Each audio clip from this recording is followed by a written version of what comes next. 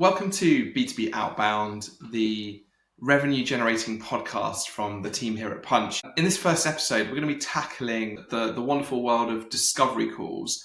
And when we talk about discovery calls, we're not talking about that conversation that an SDR is having with a prospect. We're talking about that first interaction that the actual closer, so the AE or the BDM, has with their prospects. That's that 30-minute Zoom, Google Meet, Microsoft Teams, Skype, FaceTime, WhatsApp call.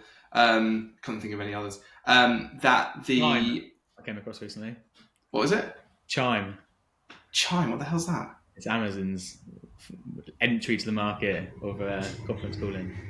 Adam, you're still using Snapchat, aren't you? I mean, you're clearly that way.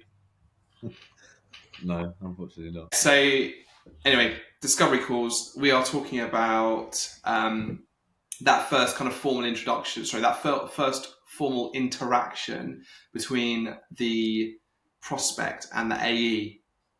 And that's the point. It's funny because every company has slightly different terminology for different stages of the sales process, and what's a lead, or what's a marketing qualified lead, or sales qualified lead, or sales qualified account, what's a discovery call, what's a pitch meeting, a solutions meeting. So it's important to be clear as to what we're talking about today, which is very much that first formal interaction between the AE or BDM and the prospect.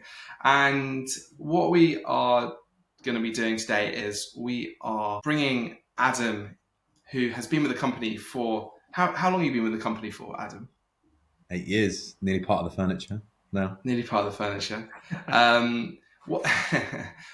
And you started as an SDR, is that right? Absolutely, yeah. Joined as an SDR many moons ago. But yeah, hitting the phones, emails, LinkedIn, social.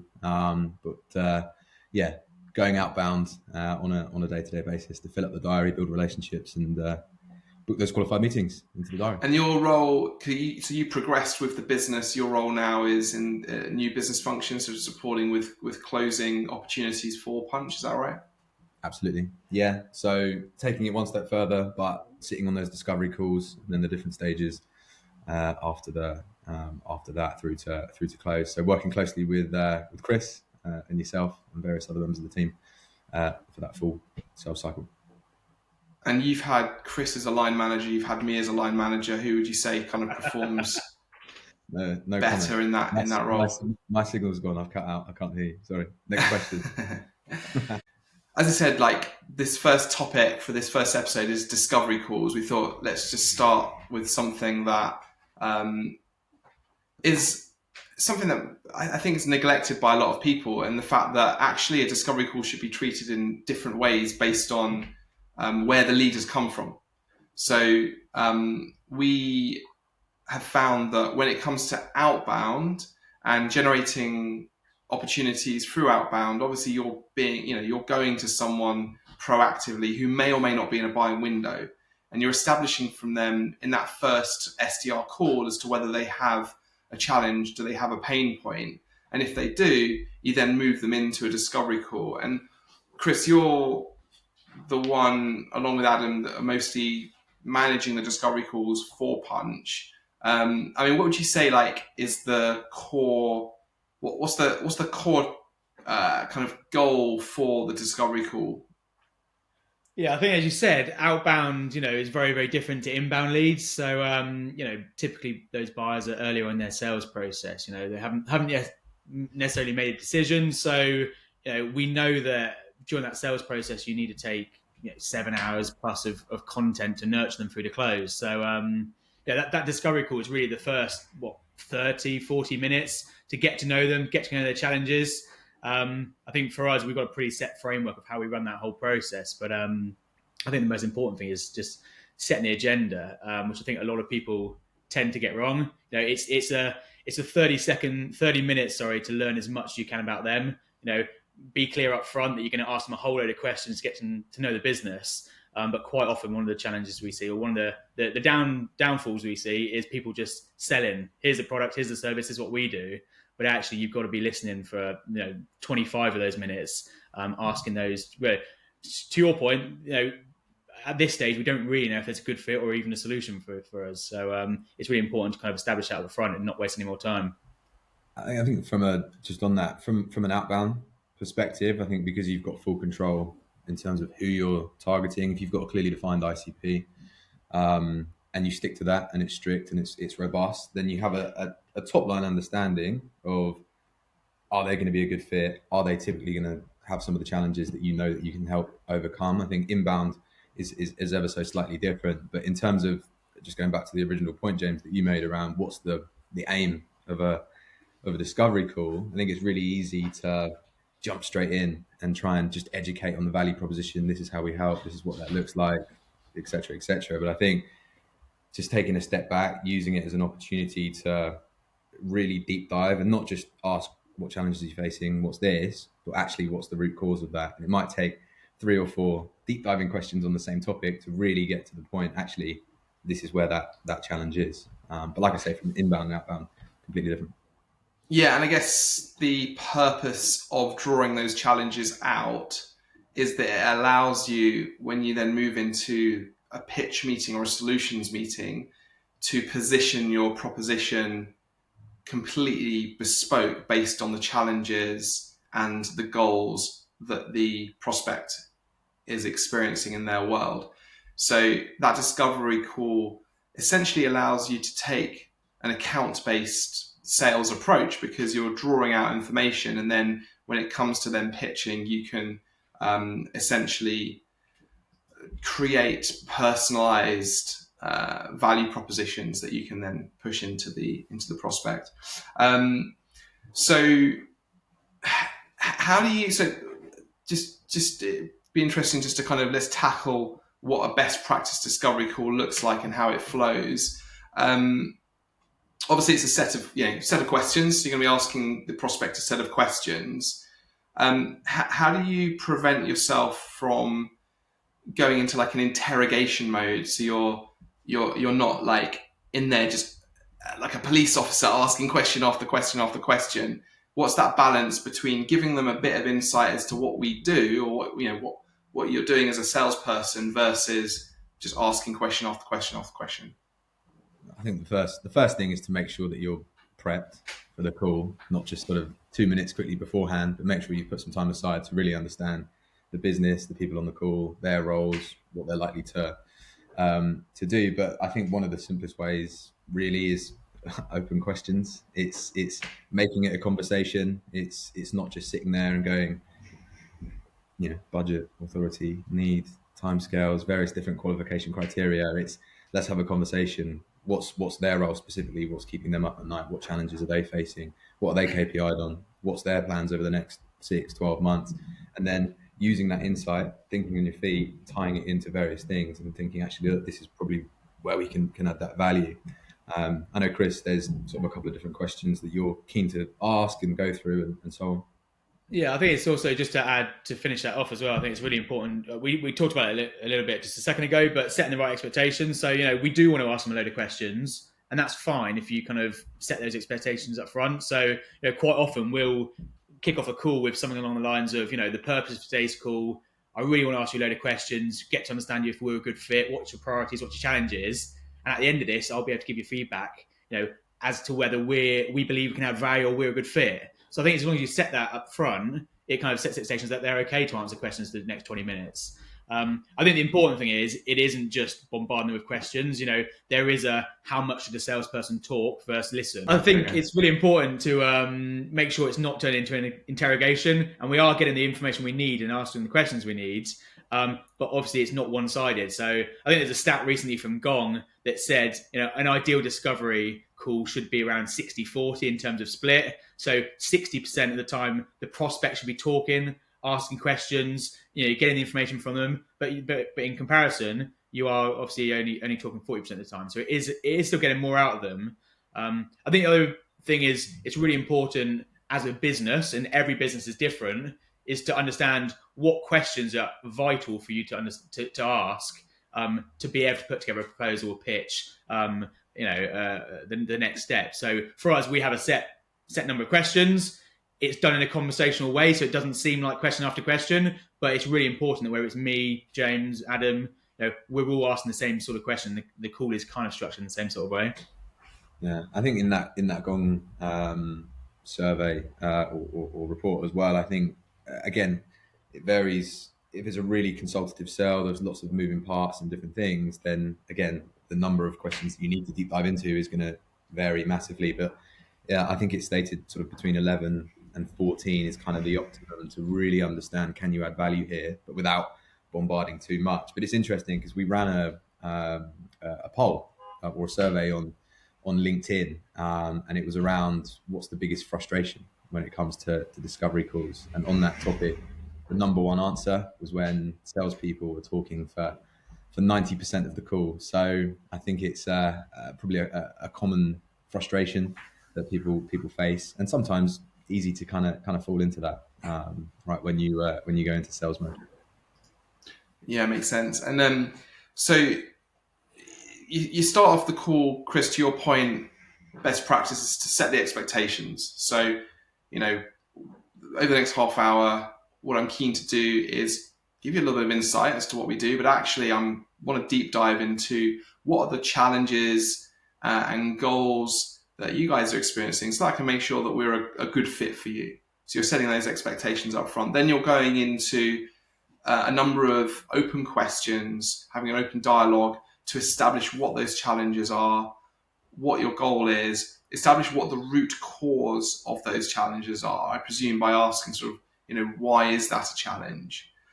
At that point, Adam, are you then bringing in a little bit of insight so they understand more about how you can help overcome those challenges, or are you then continuing moving into asking questions around like budget or any other sort of further qualification questions? What are you finding is working at the moment? Yeah, I think it varies. One thing I quite like to do and tends to work quite well is when we've got a little bit more of an understanding of these are some of the challenges that they're facing at a high level, and we've dug a little bit deeper, is to try and kind of build a little bit of trust. So maybe give a little bit of a use case in terms of, actually, look, we would a really common challenge that we help support clients with. This client over here, X name, we help them overcome and then repeat that challenge back to them to show that we're listening as well intently. And then actually, what were some of the pillars to success that we helped them overcome that? So, this was one of the reasons, or this was one of the things that we did that was really important and a key learning in terms of helping overcome that challenge. And then following up with a very kind of top line, metrics off the back of it. This was the uplift that we saw in X, Y, Z, or so on. But I think, yeah. Yeah. So basically, because I think something that we've done at Punch is we've developed these 3 key pillars to success type document, where once we understand what the challenge is that the prospect's facing, we then navigate to the relevant challenge within the document, and the document has a list of every single challenge that they might experience.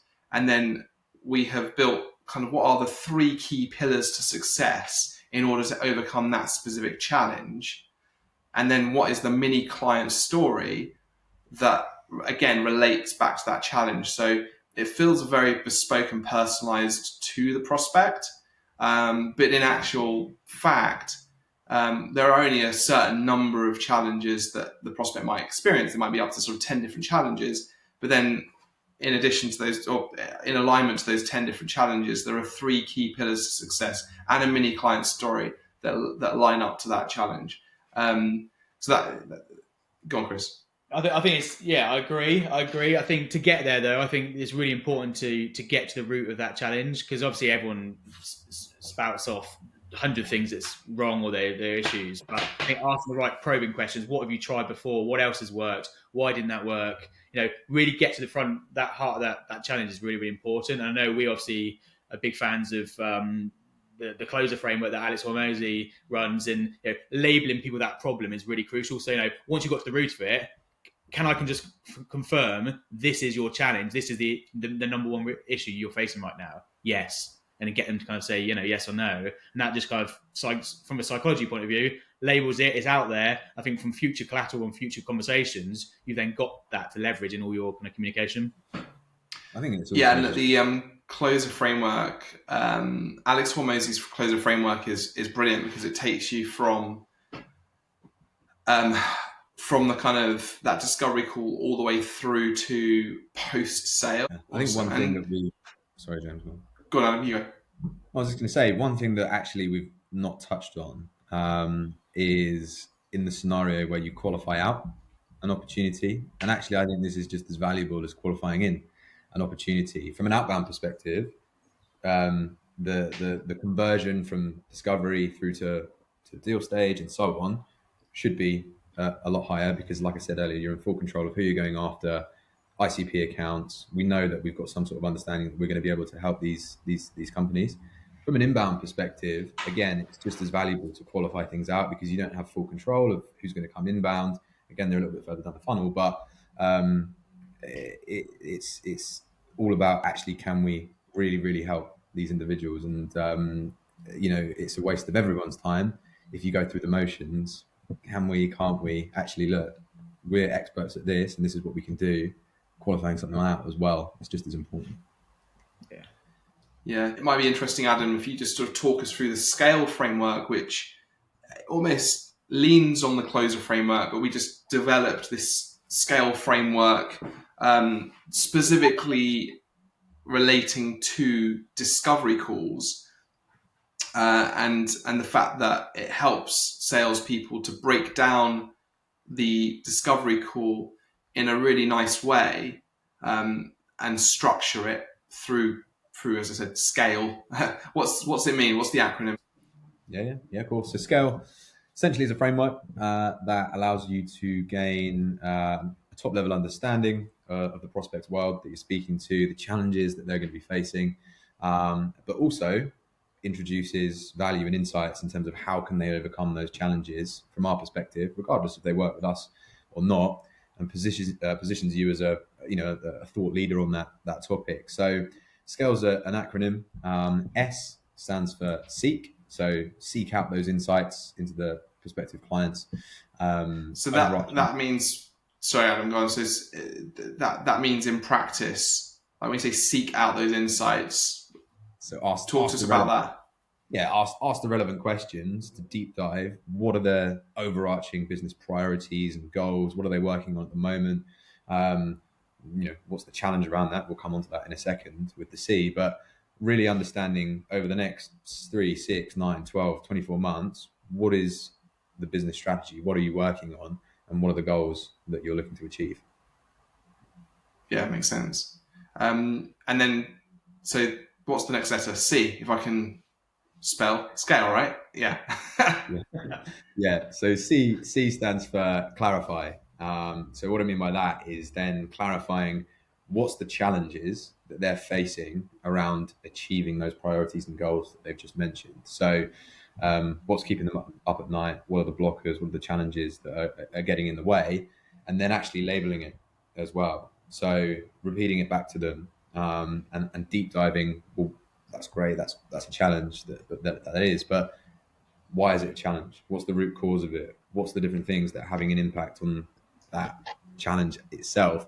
And really deep diving into the root cause, essentially. So basically, the C is essentially, to clarify, it was essentially like a mirroring technique to demonstrate to the prospect that you have a full understanding as to what their challenge is, right? So if S is for seek and to understand and ask those questions, then C is to clarify back, which, I think a lot of salespeople kind of rush through the questions and don't necessarily demonstrate their understanding of the challenge that the prospect's facing. So to actually clarify it back will help to build stronger rapport, stronger trust. So I think it's really important to do that. And then moving on, A, what's the A? Go on, you, Chris, you go for that one. I think it's just once you've clarified it, it's getting to the root cause. So A is for ask. So ask strategic questions, asking the right questions. So we know the challenge. We've clarified it, but actually, what else have they tried? What's worked in the past? Why didn't that work? And kind of really delving into that challenge and making sure we ask strategic questions to get to the root of that program. Yeah, that makes sense. And then L. Go on, Adam. Go on, Chris. Oh, for me, S.C.A.L.E. So next, then linking it. So I think to Adam's point earlier, we have what we call the 3 pillars, but you know what their challenge is, you know what they've tried before and what didn't work. So then link your solution. So that, you know, in Punch's case, our proposition to the needs that kind of overcome that challenge. So you know, if their challenge is around resource, that's really interesting. This is what we find works really, really well, or this is what we've seen with other clients that has had huge success, and kind of having those kind of pillars to where success works and you know how we've overcome that challenge before. Yeah, brilliant. And then finally, E, Adam. Who wants to take that? Yeah, E so all around engaging the prospect by sharing a relevant success story. So, kind of as Chris just mentioned, everything that we've learned so far out of these questions that we've asked and deep dived and so on, that's great. But how does that tie into us? How do we plug in and help them support that? So, running through a relevant success story or sort of mini client story around understood that's a really common challenge that we help support. We help this client X space XYZ by doing this, which achieved X uplift in Y and various other things. But I think the reason that that's important is because it ties back in. It's kind of that full loop. It's we've understood the challenge. This is the root cause of it. This is where we think we can help and plug in to come back around. It kind of brings it to life in a bit more detail, which I think is important. Amazing. I think it's also just worth mentioning that 2 things, it's really, really important to have a framework that your business, your company follows. So for us, you know, Spin works really, really well. Not Spin, S.C.A.L.E. Sorry, go back. It's because I was about to say Spin. So I think what's really, really important is having as a business a framework that you follow. So for us, we built out S.C.A.L.E. It works really, really well. Everyone in the business knows to use it on every discovery call. But it is also about finding what works for you as a business. So, you know, there's hundreds of methodologies and frameworks out there, you know, Pact, BANT, Medics, Spin Selling, Challenger Sale, all these sort of things. But none of them are right or wrong, but it's making sure that your business has what works for you and you're asking the right questions. And then, Chris, just in terms of wrapping up a discovery call, so you've gone through the S.C.A.L.E. framework. What happens next? How do you then move it into a next stage? What do you take? How do you tend to wrap up your discoveries? So I've seen a few people do it a few different ways. I think what we find works best and what we tend to do is, you know, as we mentioned earlier, sales is a process. You know, typically you need to share at least 7 hours worth of content with your prospects, and that's not just calls, but emails, invite them to events, webinars, all this sort of stuff. So for us, rather than go into sell mode and tell them all around us and what we do, actually we want to organize another follow-up session. So, you know, fantastic for answering all these questions. You know, what I'd love to do, I think we can add a lot of value, and we you know, definitely feel it's worth continuing the conversation. Can we organize what we should do is organize a follow-up call where I can give you more information around what we do, how we can, you know, help solve that challenge, and get another session in the diary. Again, goes back to being a salesperson. Close 2 dates. Is tomorrow or Wednesday better for you? What works best, rather than just, you know, I'll send you some information and keep in touch. You know, get that next step in the diary is really, really important. But for me, having another half an hour call, another hour call in a couple of days' time is more valuable than that one session there and then. Yeah, I think it's really important making sure at the end of your discovery call to actually diarize the next meeting. It's definitely like a faux pas when salespeople get to the end of the discovery call and then forget to actually have something in the calendar, because they end up then getting into this mode of getting to the end of the discovery call and saying, right, next steps, we'll organize another meeting. I'll come back to you on email with some date options. And then what happens? They disappear. Not because they're not interested, but people just get busy and then they forget about it, and then other priorities come up, especially when it comes to outbound and the fact that you've proactively engaged this prospect. They don't necessarily they don't necessarily have a line item in their budget for your solution, so you're really having to guide them through that whole sales process. So big mistake is not to actually diarize a follow-up call, but just to make sure that every single stage of the sales process you have a follow-up call diarized. Yeah. Yeah. I think in between those times, sometimes there could be, hopefully don't leave it too long, within the week, ideally, within the next 7 days. But, there are some instances it's a bit longer, but definitely, leverage that challenge, the information they've given you, and supply them any relevant content during that time. So if the challenge is around resource or how to build internal, teams, whatever, if you've got any collateral, webinars, content, white papers, you can send them. It's going to Adam's point, position you as a thought leader, as expert, just giving some value with no, recourse to try and sell to them. Regardless of working with you, we thought this may be interesting. Yeah, I think also let's talk about asking the question around budget. So, do you ask around budget, or are there any other kind of key questions once you've gone through the S.C.A.L.E framework and you're wrapping up the discovery call? What key questions are you asking that will help you and aid you throughout the rest of the process? Yeah, there's a couple. Chris, I don't know if you want to take the budget one, but one of the things that I always make sure and enforce that I ask at the end of a call is, who else is working with you on this project? Because we know that pretty much regardless of the industry or even size of account, there's going to be 5, 10, 12 people involved in a purchasing decision. So asking that question, who else is involved with you in this decision making process, or who else is working with you to help overcome this challenge, then we can start building up a bit of a picture from a stakeholder perspective. Okay, well, we've got 4 other people here, and then we can start multi-threading, bringing them into other conversations, and again start building relationships with them, which in turn later down the funnel from a sales cycle perspective and so on is going to add loads of value and give us a bit of a head start. And I like the fact that you've asked who else is involved versus is there anyone else involved, because by saying is there anyone else involved, it was a closed question. It's easy for them to then just say no. Whereas who else is involved, you're making the assumption that there are going to be others involved. You're also not saying, is there anyone that you report into, which might slightly undermine them. So yeah, I quite like to say, who of your colleagues is going to be involved in the process, so that it kind of encapsulates people they report into, but also people that report into them. So I think that's a great question to ask once you've run through the S.C.A.L.E framework. Yeah. Chris, I think just on top of that, and again, we're probably going down a different topic now. Multi-threading is a whole strategy in its own right, but again, don't be afraid, which I think some salespeople are. Ask for introductions. So, who else is involved? Oh, my director, my boss. Do you mind making an introduction to them so I can have a conversation and understand their pains, their challenges, what's their buying criteria? So for us, we'll always try and push to have as many conversations in that account as possible, to Adam's point. I think the budget one's interesting. There's 2 things. Who else involved from a purchasing point of view?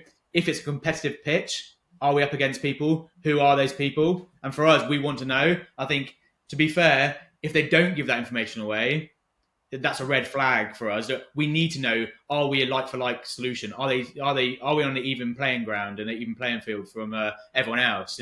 Because that will help structure how we should form our pitch, or how people should go back with a response based on budget, price, cost comparison, all those sort of things. So that's really, really important to know. And there are instances we will say, if you're not going to be able to tell us, we're unable to provide a quote because we need to know if you're looking at like-for-like. Or how to position ourselves. And I think then the budget one's important. Same again is, we're pretty adamant that we need a budget to work from. Or if they don't, setting expectations up early on, to Adam's point, qualifying out, it's at least a minimum spend of X. Is that within your budget? So very early on, we can find out if we're a good fit or not. I think as well, if you ask the right questions and ask them with empathy and understand what's the value of the challenge that they've got at the moment, you can then build up a bit of a picture in your head while you're on that call. Actually, it's going to be a viable investment. It's going to make sense. It's going to outweigh the benefit of investing in X is going to help overcome this massive challenge that they've got over here. So that then leads into the budget side of things as well. But yeah, Cool, amazing. Adam, thank you. You've been a wonderful guest. Very much. How do you feel being on a podcast, Adam? First one. Yeah, I'm a bit nervous actually. To be honest, my first ever one. But what an honour on with the Punch Boys. Amazing. So yeah, as I said, we will put in the description of this podcast, whether it's on YouTube or